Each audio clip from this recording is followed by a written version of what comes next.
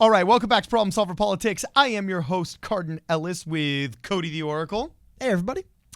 And today, the Yang surge has reached, actually, I shouldn't say a climax, but a checkpoint in the race, like those old video games. And Andrew Yang hath qualified for another debate. He made good on his promise in that tweet where he said, that's the last debate I'll ever miss.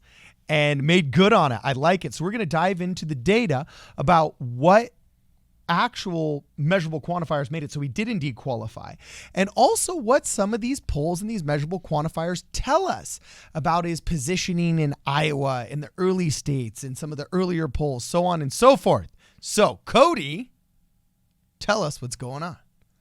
Yes, sorry, we can get this ready for you guys. Here we go. So, I believe early yesterday morning, I think it was made official sometime in the afternoon on Sunday. It was made official, so we are on Monday recording this. But Andrew Yang, on the back of reaching the qualifying polls, has qualified for the New Hampshire primary debate, which will take place, I believe, February 7th? Which I think is very, very, very shortly before. Hey, this is by our buddy Zach Montalero. Yeah, he's been following this very closely. Yeah. We've been using him for a lot of help. He's done a really good job covering this. We got to get this cat on the show. Yeah, but if you haven't already checked the stuff out, he's done a really good job following the polls and stuff. But a couple things that came up here. So first of all, we'll get into the actual news of this. And Andrew Yang will be back on the debate stage after failing to qualify for a debate in Iowa earlier this month. Yang has earned a spot at the next Democratic primary debate in New Hampshire on February 7th. Yang will be the seventh candidate to qualify for the debate, which will be hosted by ABC News and Apple News, and then a local looks affiliate. Interesting, Apple News. Joining Joe Biden, Pete Buttigieg, Amy Klobuchar, Bernie Sanders, Tom Steyer, and Elizabeth Warren. It's so weird to me that Amy Klobuchar is still on these stages. Yeah. We'll just move forward a little bit. So just to recap how he qualified. To qualify, you need to hit 5% in 4 polls approved by the Democratic National Committee, or 7% in 2 polls in New Hampshire, Nevada, or South Carolina, which we'll talk about more in a second. And then receive donations from at least 225,000 individuals.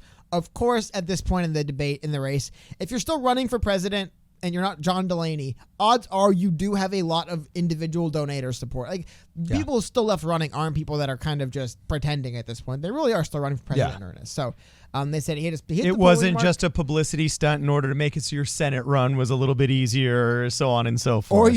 Or you're Michael Bloomberg and Tom Steyer. Yeah. And you just kind of want to be there. Or you're a billionaire. Yeah, but so they mentioned, though, that he hit the polling mark in 2 separate polls released Sunday and has long cleared the donor marks we mentioned. So the 2 polls, one was a Washington Post ABC National News poll. This, I believe, is one we're going to look at more. Conducted by Langer Research. Yang was at 7% among Democratic adults in Democratic Leading Independents surveyed. Wow. In the poll, Biden was at 28, and then the second poll was a CNN University of New Hampshire poll in the Granite State, where I believe Yang was, to mention it, I think he was at 5%. Yes, 5% with Tulsi Gabbard. And that's the other poll I want to talk more about. And those are the 2 we qualified on, so I thought it'd be cool to talk more about them. But I go on to mention more about this stuff now. However, last thing I want to hint on the debate is February 7th. So that's coming up 11 days from today, I want to say. It's the 8th in a series of 12 planned debates, because hold on to your butts, we have 3 debates in February. So like the debate season is just ramping up. But I think they mentioned it a little bit here. So I want to talk to you about first, Cardin, and then we have some more stuff. But it's the first thing I want to talk about. Obviously, it is good that Andrew Yang qualified for the debate. There's no, I'm not going to talk too much about that. Good that he did. Glad he's going to be there. Probably should have been there in January, but because they literally just didn't release the polls, and they just basically said, if you didn't already qualify a month ago, you won't qualify now, is kind of the way they did it. He's in now. He's had more time. Moving past that. The other method you could have taken to get to this debate stage was to secure one delegate. Here's the thing. Now, it's good that Iowa is going to be in the debate stage, and I believe, I want to say it's like the debate's a day or 2 or 3 days after the Iowa caucus. So it's like, if Andrew Yang walks into a debate stage 3 days after the Iowa caucus, it's good he's there. But if he comes away with 0 delegates, I think the Iowa performance, it's good that he'll be there, but the Iowa performance is still going to be everything for the debate. Yeah, I was about going to say, that would be like showing up to a Hall of Fame induction ceremony as one of the nominees once the voting had already been made public and you didn't get a vote. You know what I'm saying? That it would just be, at that point, it would almost be awkward to be there, you know? But once again, you and I are imposing a logical and sensical approach to the debates where current events are spoken at. And I got to tell you, the way the mainstream media has been handling these debates, maybe it wouldn't be so awkward. Because the first 30 minutes are just going to be who hates Trump most. Well, no, the second 30 minutes are just going to be poor questions like, hey, is it true that you were mean to a girl once in junior high? There's these debates have been so unwatchable and poorly run. And most people are only gleaning information from the highlights that they see spoon-fed to them in the next day's morning shows. And let's not forget, impeachment's not over. How many people are even going to be watching this? Because the ratings have been absolutely abysmal because they suck because it's the mainstream media and it hasn't grown out of its 80s britches. You know what I'm saying? Did you like that dad use of the word britches? It'll happen to the best of you, I promise. And then the second thing is, I don't know how much people are really paying attention still because of this impeachment farce. The numbers have been going down about people that care about it. We polled our audience. All the major news organizations have polled their audiences, and there's not as much interest. So I think there'd be a thirst for other political knowledge, but I don't know. I don't have a strong opinion on that because of you and I think sensibly, yet the mainstream media doesn't act sensibly. Well, I'm not talking so much about how I'm just saying just if we're looking at the campaign as a roadmap, right? Yeah. Qualifying for the debate, that's a win. Yeah. However, getting 0 delegates in Iowa will be a massive loss to going into the debate. Well, and stage. that's an actual election, which is a real win. Yeah, that's all I'm trying to say is that polls are like a fake win, or they're meant to predict a real electoral win. When people put the pedal to the metal and actually show up to the polls, that is that. But I got to tell you, I'm really excited to see that data because I have just this gut feeling, and it's the same gut feeling that I had in 2016 about Donald Trump. I didn't think he was going to win.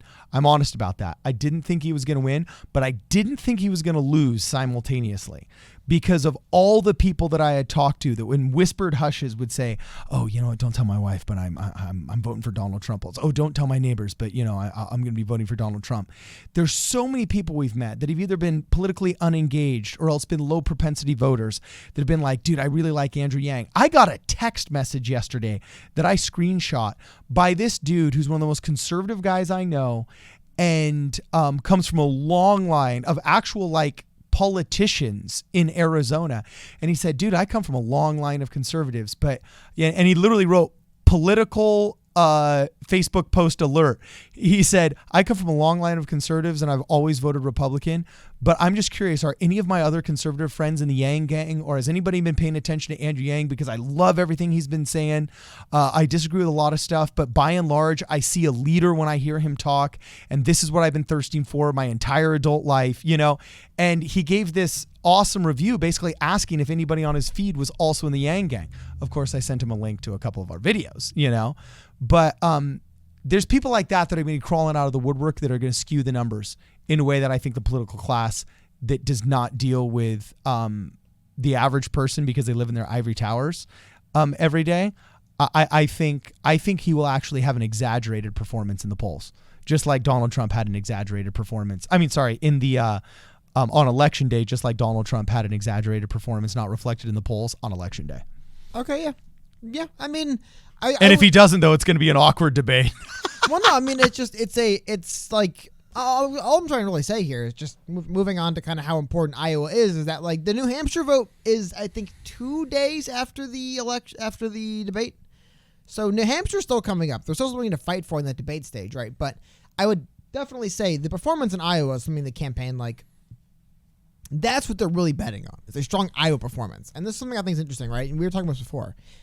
Getting into Iowa, because the polls, they're telling us one thing. I guess I'll kind of spoil that for you guys. Before we get too far into it, look at this. I pulled this up. This is Town Hall Index does these. They're roughly weekly. You'll notice the dates overlap, but not quite weekly. But they'll do every 7 days or so updates on various candidates. Pretty much all the mainstream candidates running. And this is what I wanted to highlight something. So this is going through the week of January 17th to January 23rd, in just 1 week. But they noted a minor rise, or actually a pretty substantial bump by 1 point in the overall polling in Iowa, as well as across the board in national and South Carolina and Nevada. You'll notice New Hampshire polling has been the one place they've been struggling with. They did the other update for this more recent week, going through the 27th. You'll notice during that same time, while the Iowa growth did slow a bit, we have seen generally speaking, he's moving up in polls everywhere except New Hampshire. And we were looking at this earlier, Carden. Mm-hmm. Caller, couldn't get that out. Check this out, is that in Iowa, and this is crazy to me, Emerson Polling released this graphic from one of their recent polls in Iowa. Yeah. In Iowa, 51% of the 450 different Democratic caucus voters asked said that they support UBI. Now, as far as I know, there's one candidate famously running on a UBI, which, by the way, UBI is structured like this: over the age of 18, $1,000 a month for all U.S. citizens. Exactly how it's worded. There's one guy doing that, and it's Andrew Yang. So it's funny to me, 51% of people are on board with it. And by the way, it's the 30 no's, 17 unsure, which I am assuming the unsure is largely people who've never heard this before. Well, it'd be a hard thing for me to answer on the spot. So we give everyone $1,000. I'm like, I don't know. But they've heard enough, though. Like, they've heard enough. Okay, so the no's know what it is. Okay? And what's interesting is that's 32%. So that's the three. That's the third that's always never going to be for you. The way these political things goes, there's always a third for you no matter what, a third always against you no matter what, and then you're fighting for those independents in the middle.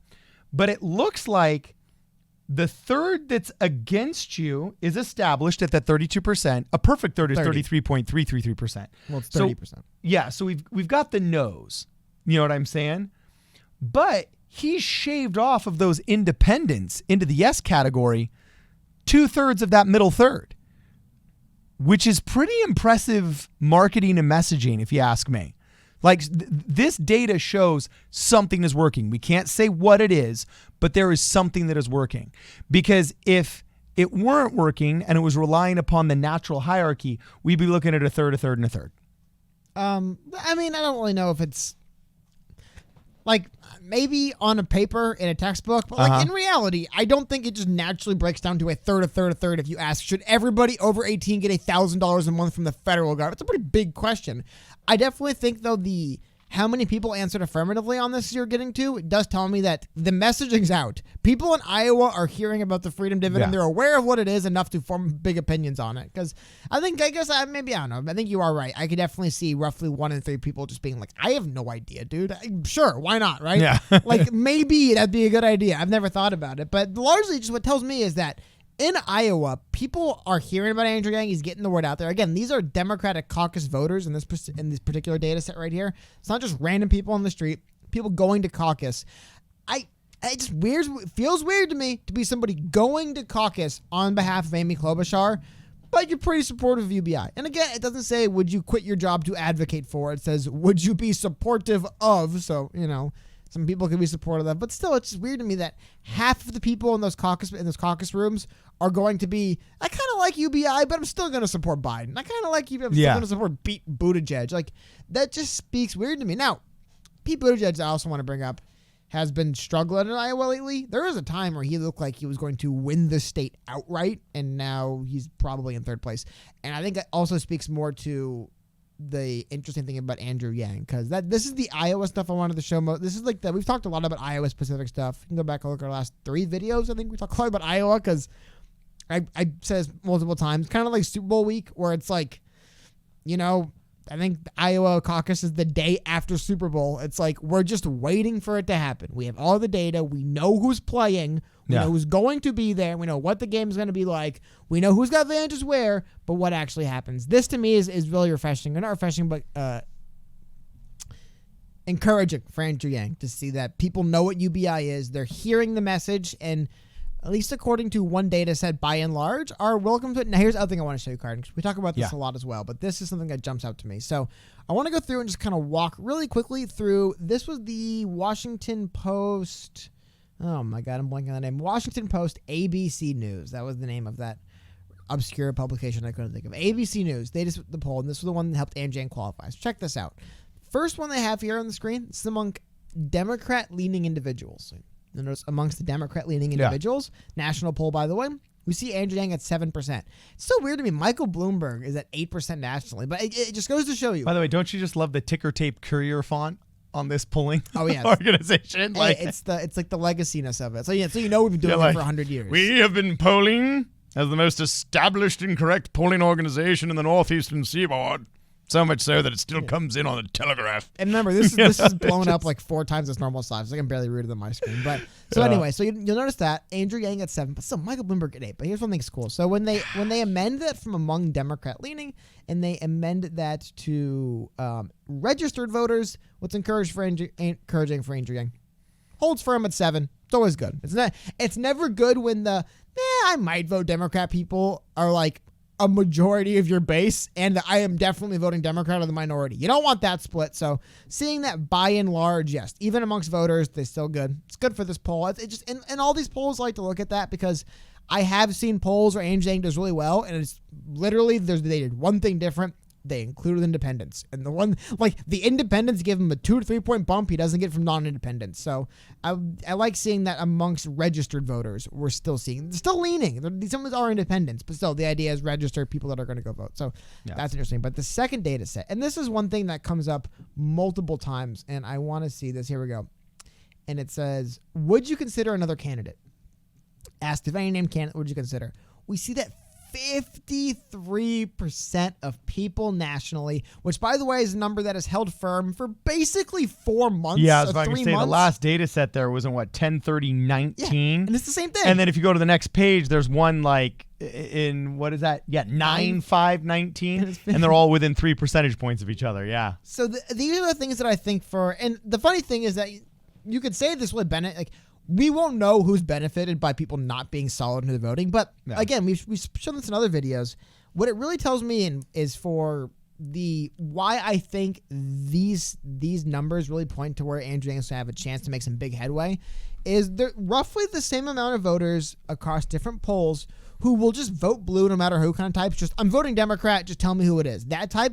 That's roughly the same amount of people who are undecided as to exactly which candidate they're supporting. I think there is a lot of people just waiting to move. A lot of people saying that, like, look, I am tentatively supporting Biden, Buttigieg, Klobuchar, Warren right now, but I want us I think these are voters you could win with a surprising Iowa. These are voters that right now it's like, right now I support Michael Bloomberg, and then you really do well in Iowa. You get your name out there, you get a good media cycle or two behind you, and suddenly, I mean, the reason why I said if he doesn't get any delegates in Iowa, the debate stage will come across a little hollow is because the inverse of it is this.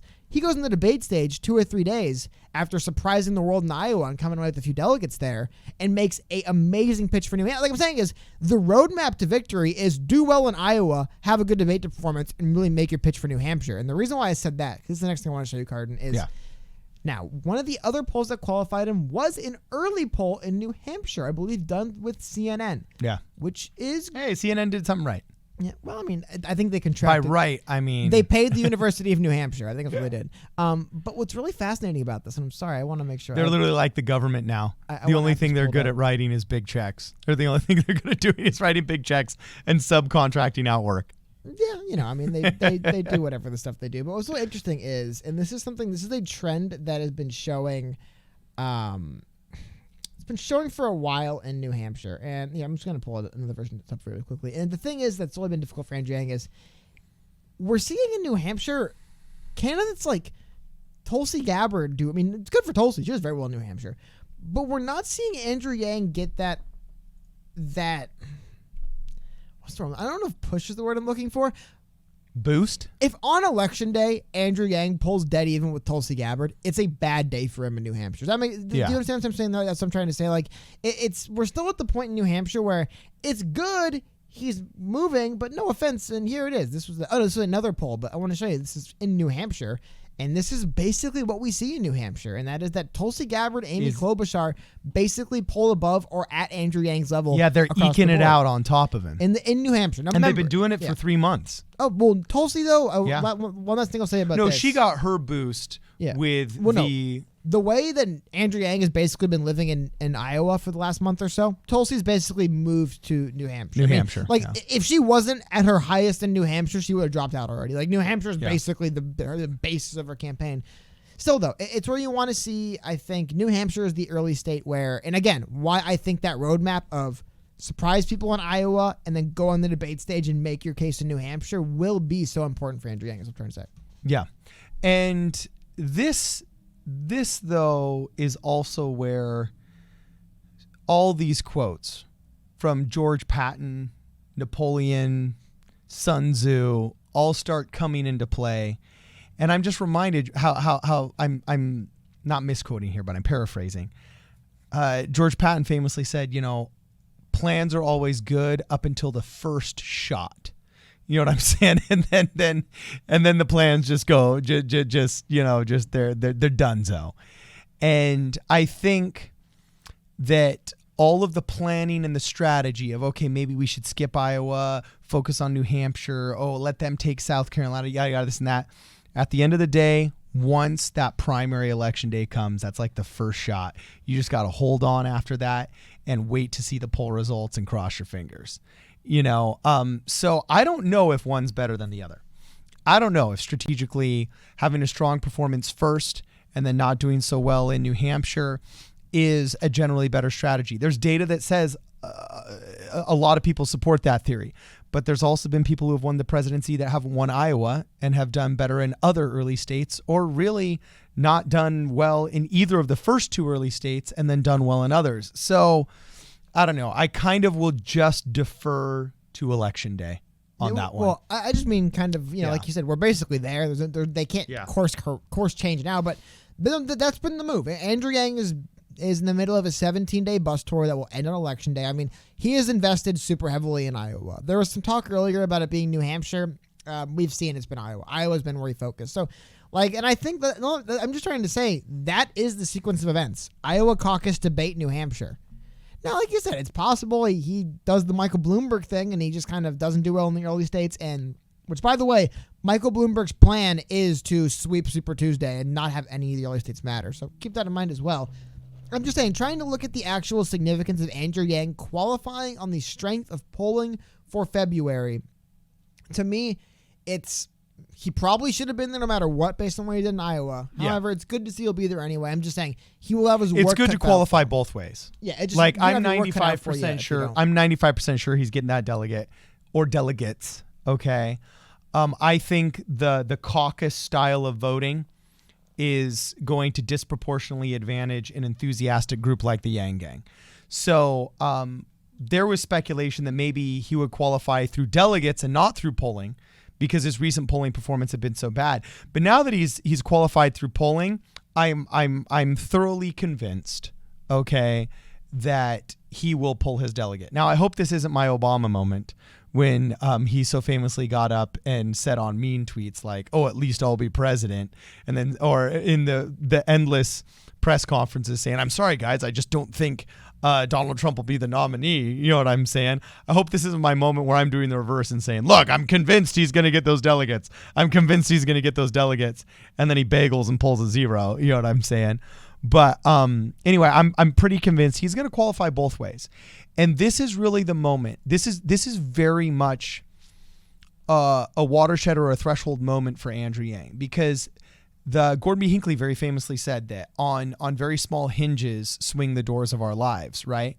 And I think this is a hinge moment for Andrew Yang, where if he does well in the Iowa polls, there's some proof in the pudding. And at that point, he has to have a good breakout performance at that debate. And the next week is going to be a very big hinge on which the life of his candidacy does swing. Okay. And it will be a proving ground in which everybody that's given him money and time will either be rewarded and say, wow, all those phone calls I made for him and all of those lunches I skipped in order to give him $5 donations really paid off, because boom, he brought home the bacon in Iowa and he crushed it on that debate stage. And then they will be enthused and they will want to give more and have that second breath, that second wind. Maybe those people that had already reached the $2,800 threshold or whatever it is, the campaign donation, I think it's $5,200. The campaign donation threshold might say, okay, cool. Well, I've donated as much as I can to his campaign, but now it's time to start giving to the super PACs.